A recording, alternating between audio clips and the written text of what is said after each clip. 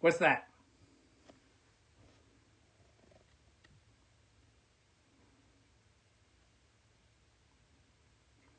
Hexane. There we go. Super easy. Barely an inconvenience. Right? So we're counting end of lines and where lines intersect. Right? So we've got 1, 2, 3, 4, 5, 6 carbons. So we're good. Hexane. What's that?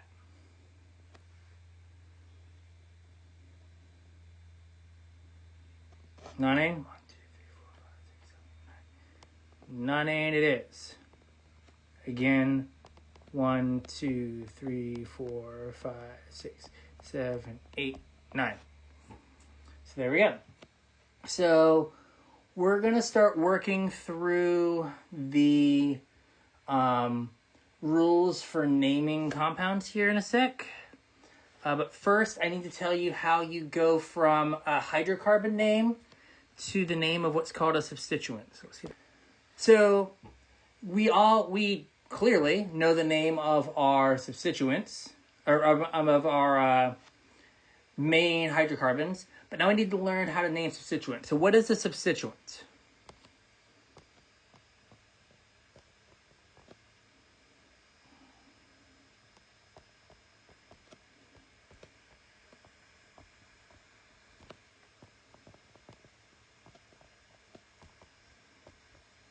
So a substituent is a group that's attached to a longer carbon chain.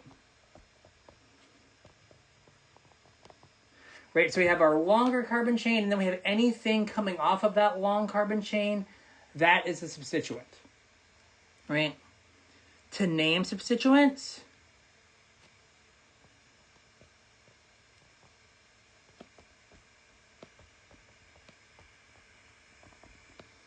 you remove ANE from the hydrocarbon name.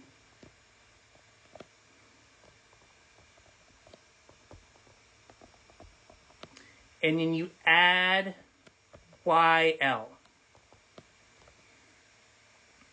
So let's do a quick example here.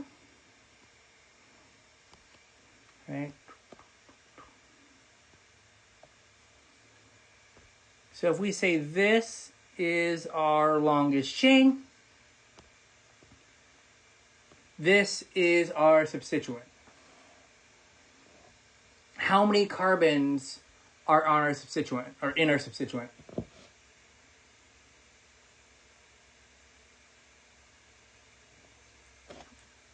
Two. Two are on the substituent. So the longest chain has 5, that's the green box. The substituent has 2. All right? So 2 carbons, what do we name just 2 carbons? If it was just by itself, what would that be? Ethane, right? So if it's 2 carbons by itself, it's ethane. When it's a substituent, it's FO. So the beginning, the ETH, tells us how many carbons are in the substituent, are on the substituent, and then the YL tell us that it's not a chain by itself, that it's attached to something else. So the beginning tells us how many carbons.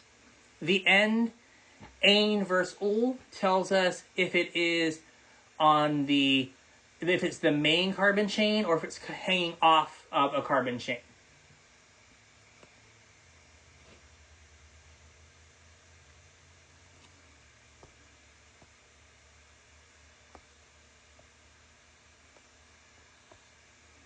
So we'll say this is our main carbon chain here. This is our substituent. How many carbons do we have in our substituent? 3. 1, 2, 3. So that makes that, what would the name of that substituent be? Propyl. So it's propyl. 1, 2, 3. So prop for the number of carbons. YL to tell us it's hanging off of a larger chain.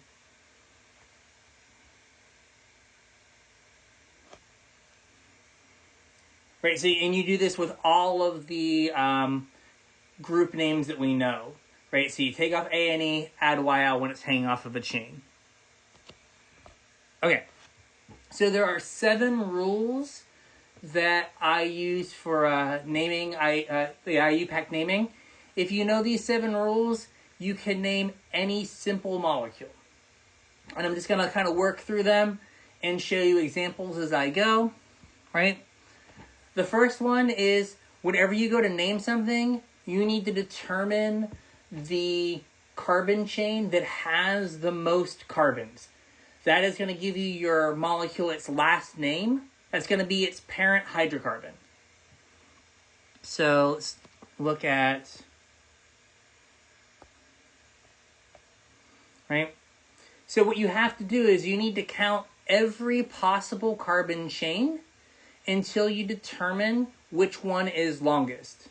So I can count 1, 2, 3, 4, 5. I can count 1, 2, 3, 4, 5. Or I could count straight across horizontally 1, 2, 3, 4, 5, 6, 7. Right? So my longest carbon chain is going to be 7 carbons. So this longest carbon chain is going to be heptane. We're not going to worry about the substituent right now. That'll be rule 2. Right? One thing I want you to be careful of is don't just kind of fall into the trap of, well, whatever is horizontal is going to be my longest chain. You actually have to do the work and show the, and not show, but figure out which one's the longest chain, because you could have something like this, right? Where your longest chain is going to be 1, 2, 3, 4, 5, 6, 7, right? So this is your longest chain, and that is clearly not just the horizontal carbon chain that's drawn, right? So you need to take the time to count, because if you just went horizontal, you'd have 1, 2, 3, 4, 5. Right? So make sure that you actually do the work and find your longest chain. Fair? I have an answer. The question was, so why are you numbering these this way? What are you trying to accomplish? So I'm trying to find the carbon chain that has the most total carbons in it. So in this top example, right, I was like, well, I could start here, and I could count to here. How many carbons is that? Okay, it's 5. So now let me count another way. Okay, I can start up here, and I can count to this end. That's also 5. Or I can count all the way across, and that gets me 7. So going across there gives me my longest possible chain in that molecule, which is 7. So you're just trying to find where you have the most carbons in a straight line. Right? That is all we're trying to do here, because that then lets us know what the base name, the last name of our molecule is going to be. I'm going to jump back to the slide, right? So once you have that base name, rule 2 is you add all of your alkyl substituents in front of the hydrocarbon, of the parent hydrocarbon name. So they're all listed out front, and then you need to put a number in front of that substituent name to let you know which carbon on the chain that substituent is on. So let's slide over here. So let's redo this one that we just had. Right, so we already know that this is the longest chain. Right, so that's going to be heptane. And I have one substituent. How many carbons are in that substituent? 1. So that is going to be what? What do we call 1 carbon? Methyl. So this is, oops.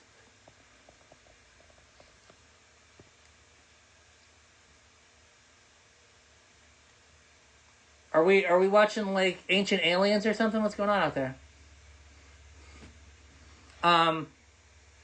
So now we know that we have methylheptane. Now we have to put a number in front of the methyl to let us know where it is along the chain. So here I'm going to count in this direction. 1, 2, 3, 4. And I'm going to get 4 methylheptane. So what that says is on the 4th carbon on that heptane chain, you're going to have 1 carbon hanging off. That's going to be your methyl group. Right? So when you do your names, you always separate numbers from letters with dashes. So that's why I have 4-methyl. You always separate numbers from each other with commas. And we'll see that here in a second.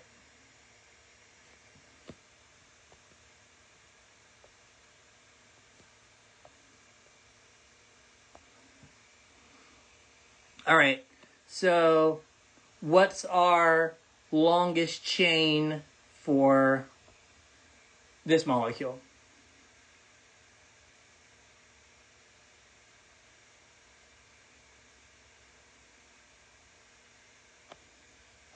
Nine. So that's going to be what? No name. Right, so this is our longest chain. All right, and then this is our substituent. How many carbons in the substituent? 2. So what does that make that? Ethyl. So this is ethyl nonane. All right. Now, this is kind of part of rule 2, which is you always number to give the lowest possible number in your name.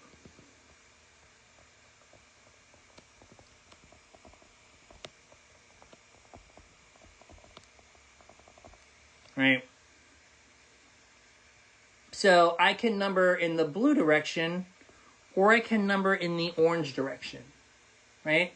So if I number in the blue direction, 1, 2, it's like he uses orange color, 1, 2, 3, 4. My ethyl group's on carbon 4. If I number in the orange direction, 1, 2, 3, 4, 5, 6. My ethyl group's on carbon 6. So we always want a number to put the lowest possible number in the name. So this is going to be 4-ethyl nonane.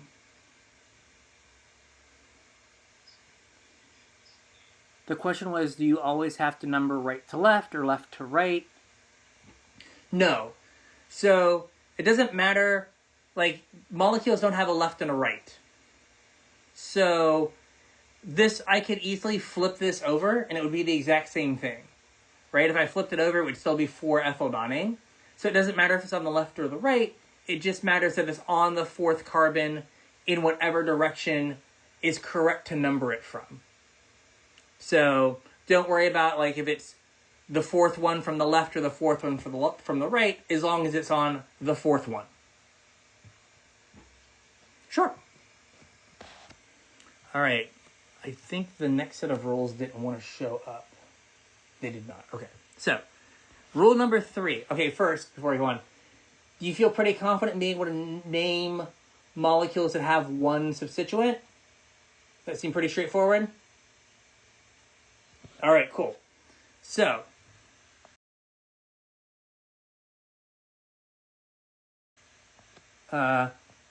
if there is more than 1 substituent,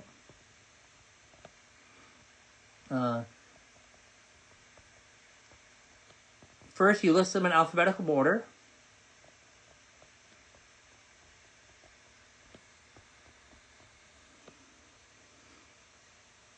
Right? You number to give the lowest possible number for one substituent.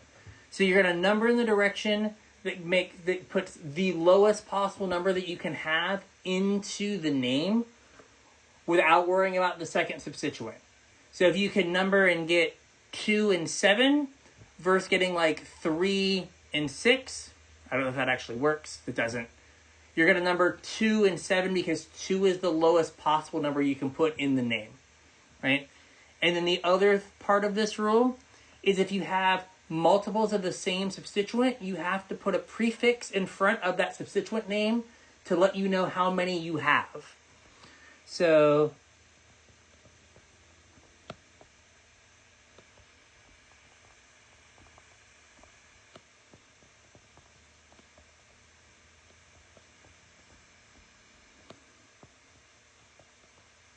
if you have multiple of the same group, use a prefix. So if you have 2, that's di. 3, that's tri. 4 is tetra. Excuse me.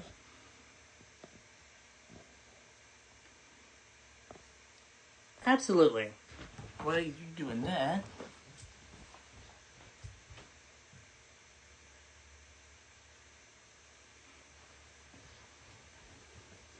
Gonna turn on the AC up here so I don't melt.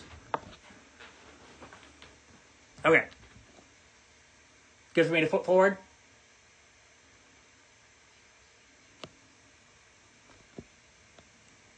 Now this one. Sweet, cool.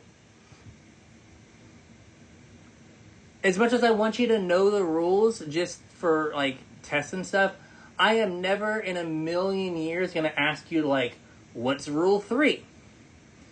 I'm going to give you things to name that if you don't know rule 3, you can't name them correctly. So you never have to like be able to like memorize the rules as much as to be able to apply them. Because I think that's more useful. Because no one's ever going to like stop you and be like, what's the rule for naming molecules this way? No, it's just going to be like, name this. So let's do an example.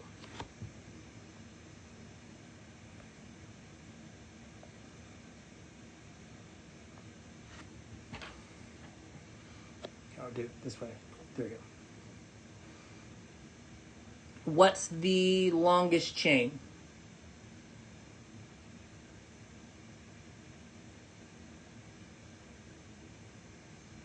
Octane.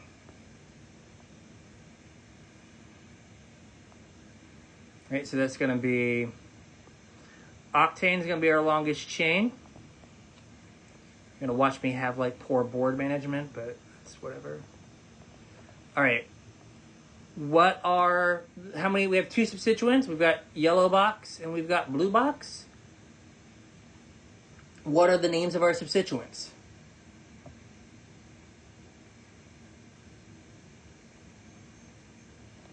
Ethyl and methyl.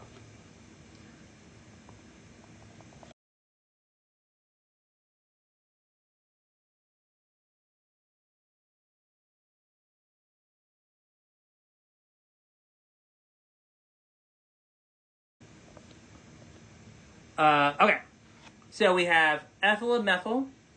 So now we have to number to put the lowest possible number into our name. So we can number in the blue direction, or we can number in the orange direction. Which way should we number? Orange. 1, 2, 3. Right, so we get 3 if we go in the orange direction, and we get 1, 2, 3, 4 if we go blue. So we're going to go orange. And once you pick a direction, you have to number the entire molecule going in that direction. So we have 3, 4, 5, 6, 7, 8. So this is going to be 3-methyl, 5-ethyl. And again, you notice number dash letters. Then we separate the letters from the numbers, dash, number, dash, letters again.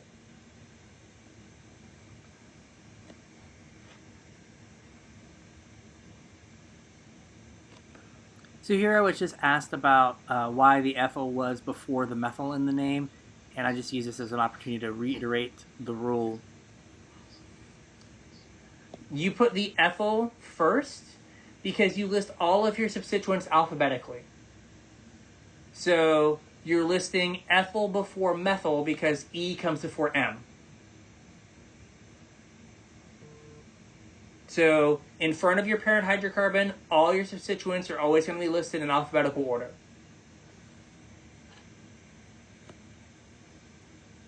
So what's my longest chain here?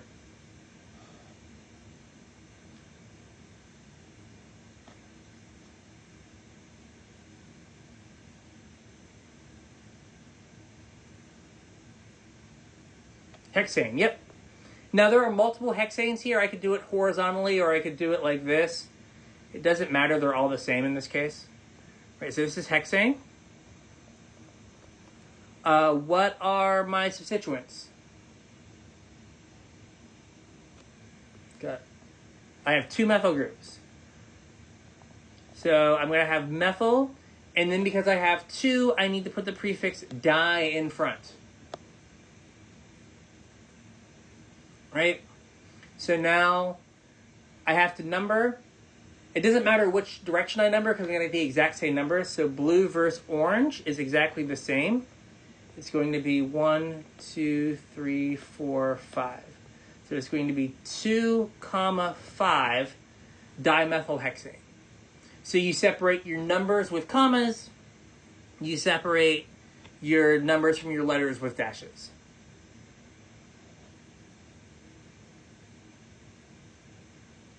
So far, so good? Awesome. Again, like I told the earlier section, like, if you mute yourself, that's cool, don't care. But, like, if the 3 people that unmute themselves and they're like, are like, yeah, I get this, the 3 of them are speaking for the other 40. So you have to, like, I don't know, throw a thumbs down, up, but I only see, like, the first 20 people or something in the class. Or say, like, I don't understand, don't be shy. You're just a black box, so no one even knows who you are. It's fine. All right. I'll make this a little bit different. There you go. So, what's my parent hydrocarbon here?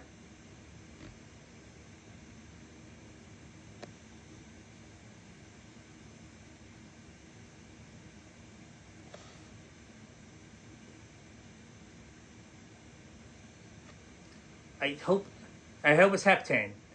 So I added the carbon because it was going to be hexane, and I was like, no. 5, 6, 7. So that's heptane. And again, I have 2 substituents that are both 1 carbon, so they're methyl. And then I need di, because I have 2. Right? Now, whenever you have a prefix in front of a substituent name, you need to put as many numbers as that prefix tells you have substituents. So even though here, both methyl groups are on carbon 3, you need to put 2 3s, 1 for each methyl group, right? You can't just put a single 3, because then you have one of those methyl groups is just floating and you haven't said where it is. So it has to be 3,3 dimethyl to tell you that, hey, both methyl groups are on the 3rd carbon.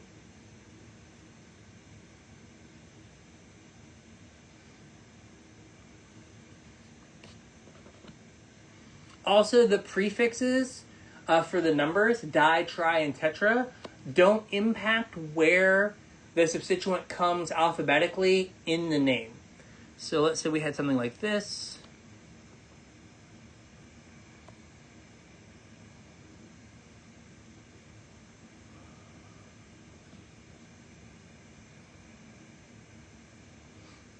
All right. So the way I like to think about this, longest chain here is 1, 2, 3, 4, 5, 6, 7, 8, 9 is nonane. Is I like to think about that I'm placing the name for the substituent first and then adding the prefix for how many there are, right? So I'm going to put ethyl comes before methyl, right? So now those are already in my name. And now I have to say, well, I have 2 methyl groups, so now I add my di. but I've already set where methyl is coming after ethyl.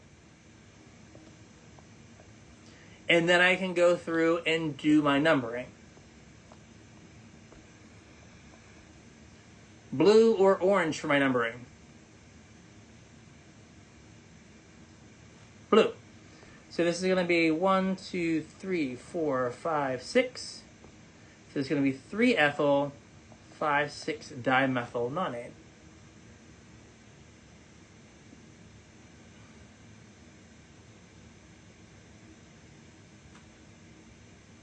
Good. No one's crying, so we're good.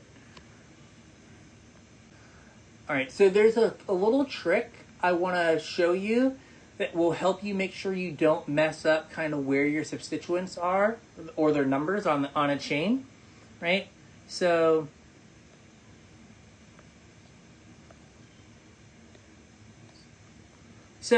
what you can do is you can never have a substituent with a number that is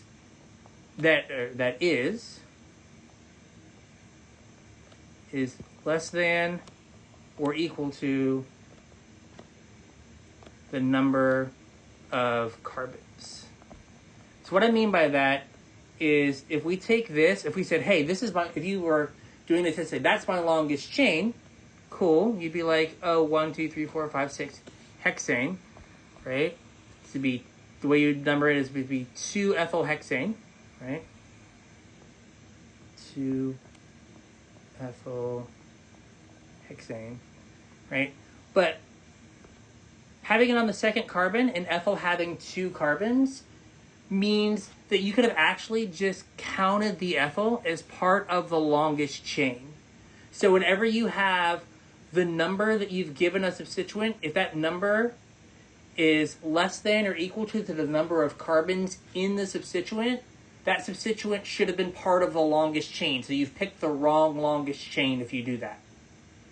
So that's a quick way to count, to check, is, oh, you can never have a 2 ethyl because that ethyl group should have just been wrapped up into the longest chain. You can't have like 1 methyl because that should have been part of the longest chain. So that's just a quick way to check.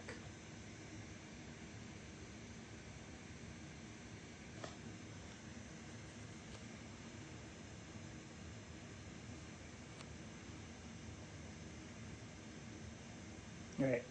We're not going to try to put up the slide here. We're going to just do it. Number 4. All right. If both directions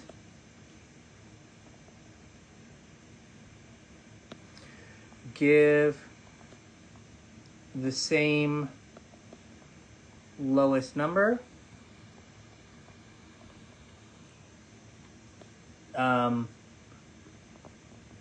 choose the direction that gives the next substituent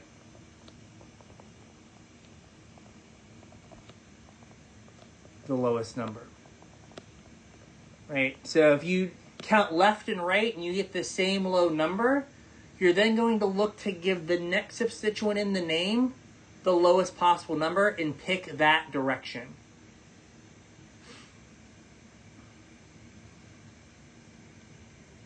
So my handwriting's awful. Sorry. It's even worse on the iPad. I do believe the last time I wrote in cursive was October 1997? No, 1996, I guess. I was in AP History, and I wrote an essay in cursive, and I got back the paper, and it said, F, there are these shapes called letters. You will learn to make them if you want to pass this class. And this is as good as it got. So I'm sorry, it's been a lifelong struggle. All right, so what does this mean? Right? So it's one thing to write down the rule. It's another thing to actually use it. All right, so longest chain.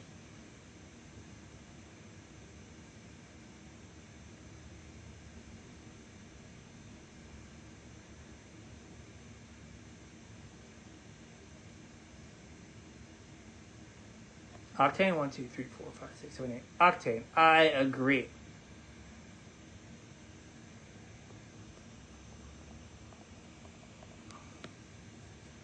What are my substituents? I've got these and this.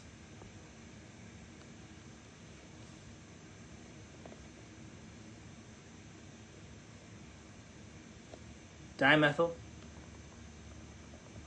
dimethyl, and ethyl. All right, cool.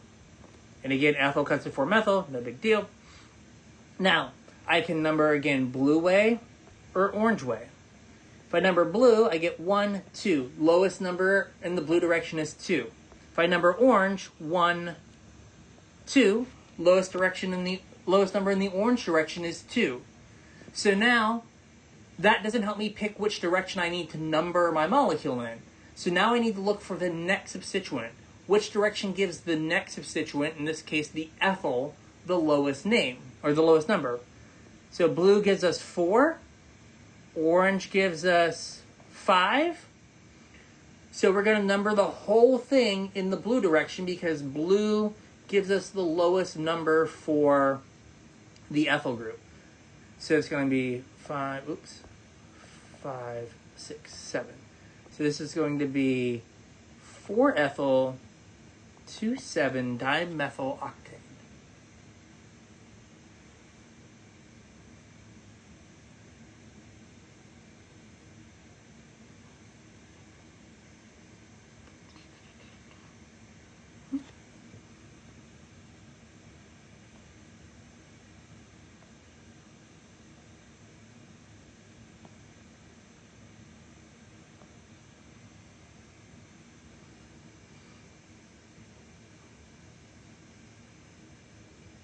So what's my longest chain?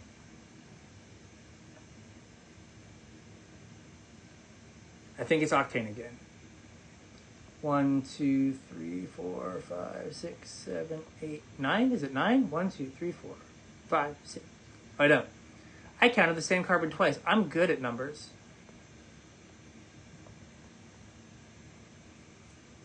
It is 8.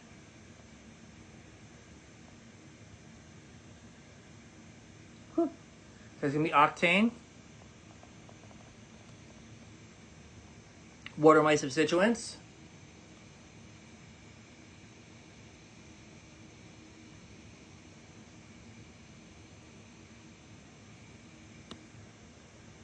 Methyl and diethyl, right? Blue or orange?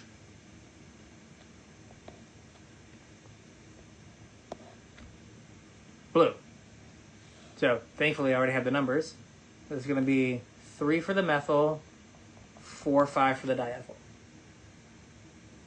So here I was asked about why on this particular name the diethyl was listed first, but then on the one before I had a dimethyl with an ethyl in front of it. And I just wanted to explain that you need to remember that the dimethyl and diethyl are talking about how many of that group there are, and doesn't have anything to do with being alphabetical or anything like that. So it's just counting how many of that group you have.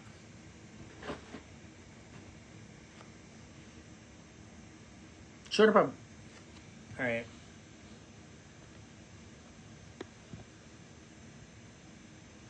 So, like here? So, yeah. So how many methyl groups do I have in this one? 2. So the die is telling you how many methyl groups you have.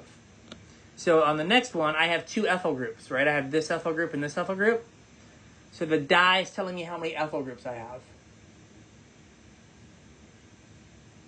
So you list them alphabetically by the name of the substituent, and then you start putting in the prefixes for, is it di, tri, or tetra?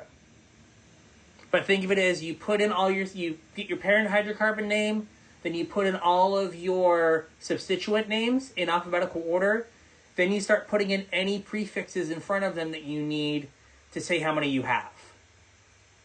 So that prefix is never going to impact where it comes alphabetically in front of the hydrocarbon name.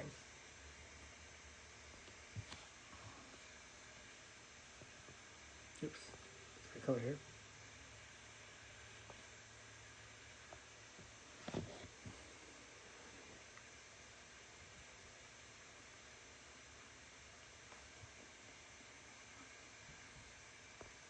I'm not going to make you count this one again because it's non-name.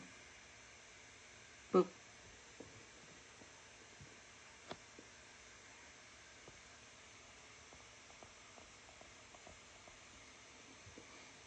So what are my substituents?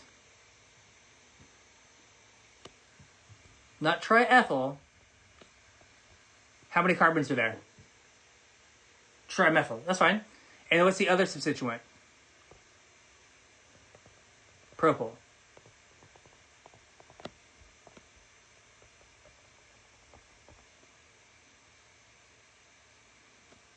Right? This way or this way.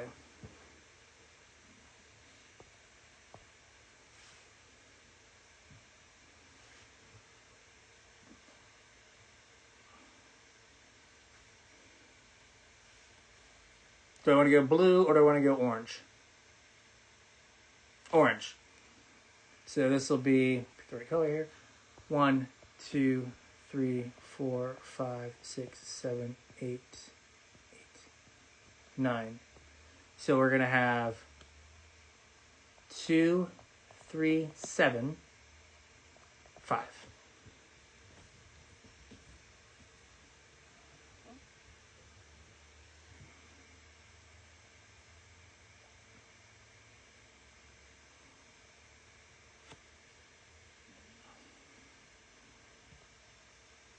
Am I good to flip? You can actually get one that works this time. There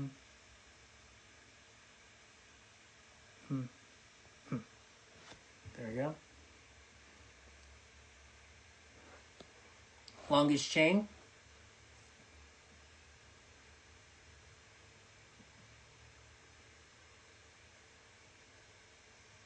It would be heptane. 1, 2, 3, 4, 5, 6, 7. So that'll be heptane. Substituents.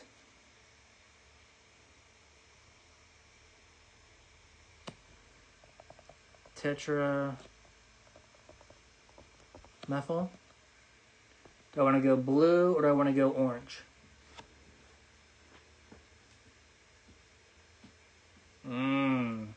So if I go blue, low number is 2, orange, low number is 2. So that's tied. So now I have to look to give the lowest number to the next substituent.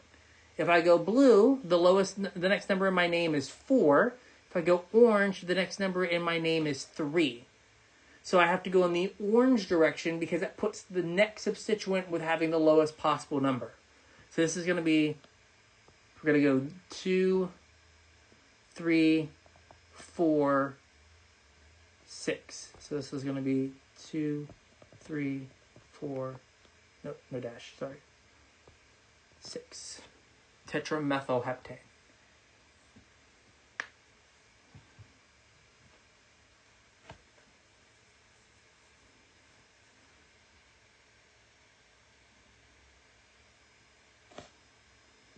Reasonable?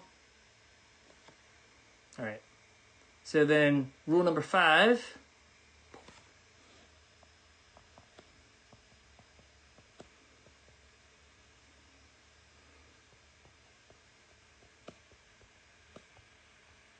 So if you get the same numbers in both directions,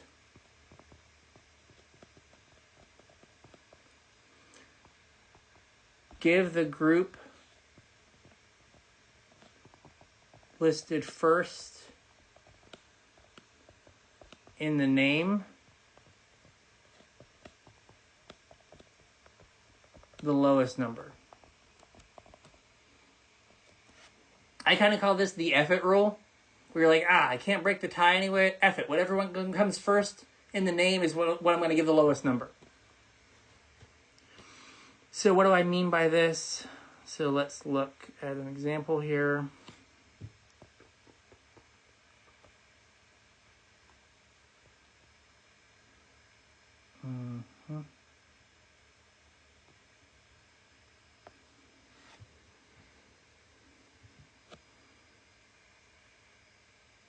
So we're going to say this is the longest chain. It is, but you don't know that's rule yet. So this is hexane.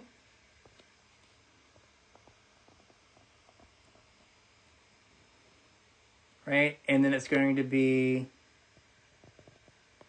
ethyl and trimethyl. Right? I can go blue or I can go orange. Either way I go, I get the exact same numbers for my substituents, right? I get 2, 3, 4, 5, or 2, 3, 4, 5. Right? So how do I decide which direction to number? Here, I go, I want to make sure that the ethyl group that comes first alphabetically has the lowest number it can possibly have. So I'm going to number in the blue direction because that makes the ethyl group have its lowest possible number. So it'll be 3, 2, 4, 5. So here's where it doesn't matter which direction you go, you're going to get the same name. So you pick alphabetically which one comes first to give the lowest number. A cleaner example of this would be, right, this is our longest chain, would be naming this. So this is a heptane, not yellow.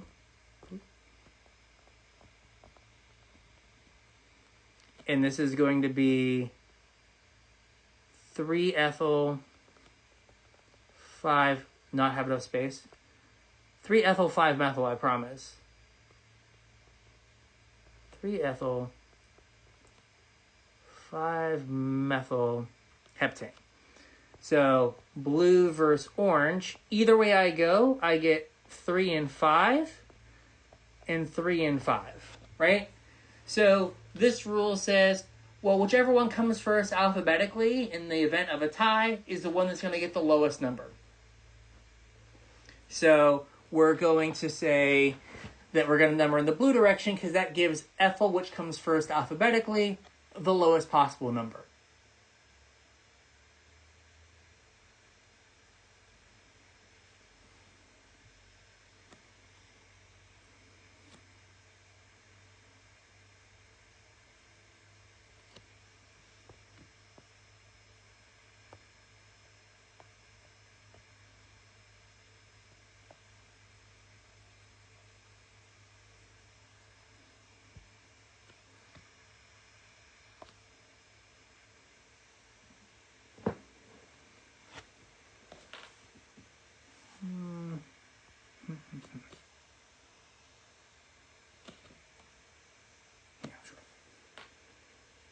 So what would this be?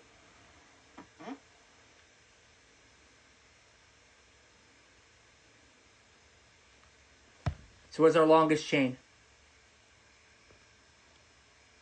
1, 2, 3, 4, 5, 6, 7, 8, 9. I got nonane. 1, 2, 3, 4, 5, 6, 7, 8, 9. Nonane.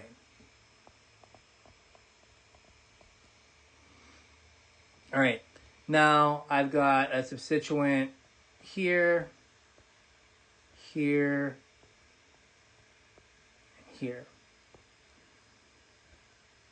So what are my substituents?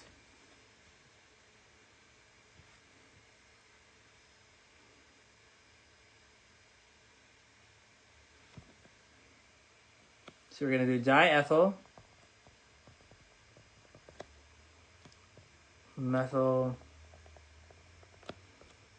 and then propyl. All right. So I want to number blue, or I want to number orange.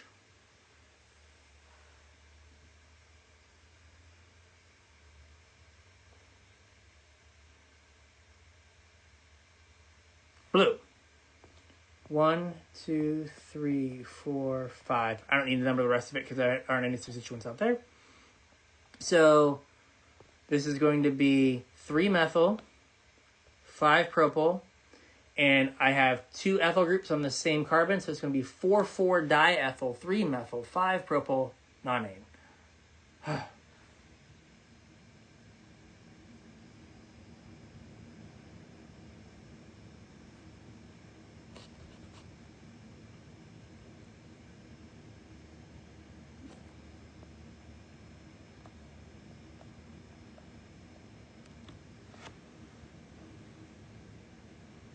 Don't think we've done this one.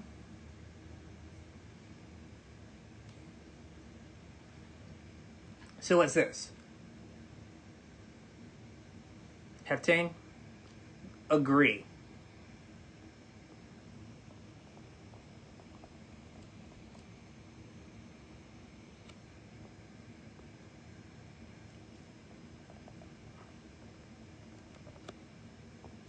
And ethyl.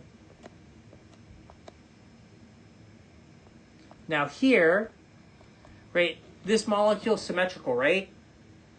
You know, it's got a plane of symmetry right down the middle as I'm using my hand, which you can't see. Right, I've got a plane of symmetry right down the middle.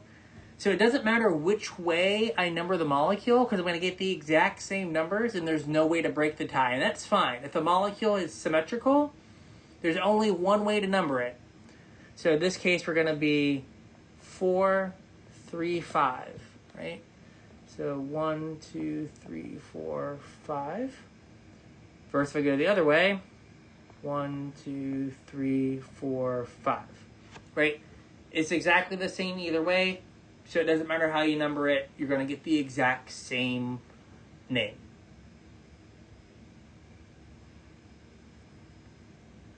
So I think this is a good place to stop unless you guys have questions.